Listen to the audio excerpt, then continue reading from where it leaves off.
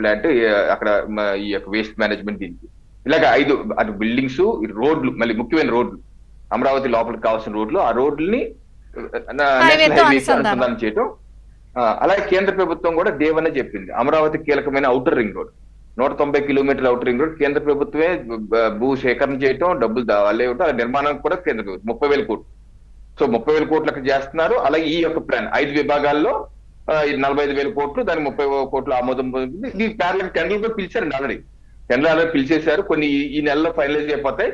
జనవరి ఏ రకంగా 2వ తారీఖు పోలవరం పనులు మొదలవుతాయో ఆల్రెడీ ఇప్పటికే అమరావతి పనులు ముఖ్యమంత్రి గారు 19 అక్టోబర్ 2024 పునఃప్రారంభించారు సిఆర్డిఏ కార్యాలయంలో ఒక భవన నిర్మాణంతో పాటు. బట్ బయట వర్క్స్ కి మాత్రం డెఫినెట్ గా నాకు తెలిసి ఈ జనవరి 2-3 తారీఖుల్లోనే అది కూడా ముఖ్యమైన పనులు కూడా ప్రారంభం కాబోతున్నాయి. సో ఇది ఒకటో కాదండి, అన్ని ప్యారల్ గా జరిగిపోతా ఉంటే 3 ఏళ్లలో ఇది పూర్తి చేయాలి. ఈ మౌలిక వసతుల కల్పన 3 ఏళ్లలో పూర్తి చేసుకుని ఒక ప్రణాళికాబద్ధంగా వెళ్తున్నా. దీంతో అంత అంటున్నారు, అంత మ్యాన్ పవర్, సరే డబ్బులు అయితే ఇప్పుడు చేతిలో రెడీగా ఉన్నాయి, అవన్నీ అంత వెళ్ళడానికి అంత మ్యాన్ పవర్ అన్ని రకాలుగా సమకూర్చుకోబోతున్నారా మీరు?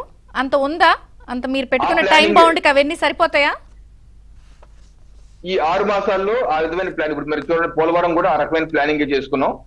జనవరి 2వ తారీఖు నుంచి మొదలు పెడుతున్నాం. అలాగే అమరావతి కూడా మొత్తం ప్లానింగ్, అలాగే మన అమరావతి డెవలప్మెంట్ కౌన్సిల్ కూడా అన్ని రకమైనటువంటి సంసిద్ధం చేసి ఈ మాసంలో మీరు చూడండి అనేక సార్లు మీట్ అయ్యి ఒక ప్రణాళిక ఫైనలైజ్ చేసుకొని క్యాబినెట్ కి ఇవ్వటం, క్యాబినెట్ ఆమోదించేయటం, ఒక ప్రణాళికబద్ధంగా వేగంగా వెళ్ళిపోతున్నాం. దానికి కావాల్సిన మెటీరియల్ మొత్తం రెడీ చేసుకుంటున్నాం.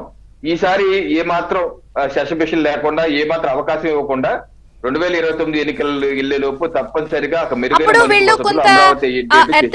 జోన్ అని లేకపోతే ముంపు ప్రాంతం అని ఇలాంటివి కూడా కొన్ని అడ్రస్ చేసి మైండ్ లోకి ఎక్కించారు. వాటిని కూడా ఏమైనా అడ్రస్ చేస్తారా కొంత?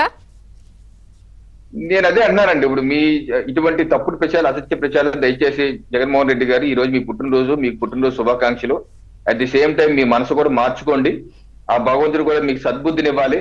మీ యొక్క ప్రింట్, ఎలక్ట్రానిక్ మీడియా, సోషల్ మీడియాని మీ ఈ యొక్క దుష్ప్రచారాన్ని కట్టడి చేసి ఇప్పటికన్నా సరే రాష్ట్ర ప్రజలు ఆకాంక్షిస్తున్న విధంగా మీరు కూడా జై అమరావతి అనే విధంగా మీరు కూడా స్టేట్మెంట్ ఇవ్వాలని చెప్పి నేను కోరుతున్నాను. అలాగే మాటి మాటికి రాజధానులు మార్చకుండా చేయడానికి కూడా మనం ఈ 3-4 మాసాల్లో కూడా కట్టుదిట్ట చట్టం కేంద్రంలో చేయాలండి. ఎందుకంటే గతంలో కూడా ఈ చర్చకు వచ్చింది, తప్పనిసరిగా చేస్తాం. ఎందుకంటే ఏ రాష్ట్ర ప్రభుత్వం మారితే వెంటనే రాజధాని మార్చేస్తాం అనే కాన్సెప్ట్ ఉండకూడదు. భారతదేశం ఇది ఈ చీకటి అధ్యాయం. దేశంలో 70 సంవత్సరాల సొంత భారతదేశంలో ఇటువంటి ప్రభుత్వాన్ని ఏ రాష్ట్రం చూడలేదు, రాజ్యాంగ నిర్మాతలు కూడా ఊహించలేదు.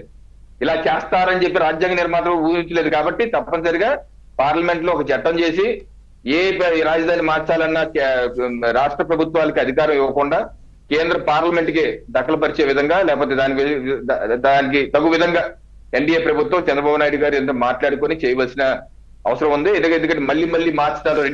ఒక ఆల్ పార్టీ మీటింగ్ కానీ కొంత ఎక్స్పర్ట్స్ ని కానీ డిఫరెంట్ రంగాల్లో, ఇప్పుడు మీరు ఒక తొలి ఏఐ క్యాపిటల్ లేదా డ్రోన్ సిటీ లేదా పర్టికులర్ జ్యువెలరీ హబ్ ఇలా కొంత ప్లానింగ్ తో వెళ్తున్నారు. ముర్ము గారు వచ్చారు, ఒక 10 acres అలాట్మెంట్ అంటున్నారు, 130 ఇన్స్టిట్యూషన్స్ మళ్ళీ వెనక్కి వస్తున్నాయి.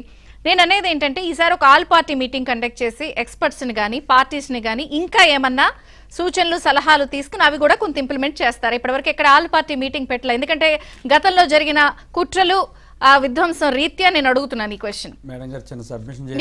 చెప్పండి. ఆల్ పార్టీ మీటింగ్లు పెట్టినా సరే ఇప్పుడు అసెంబ్లీలో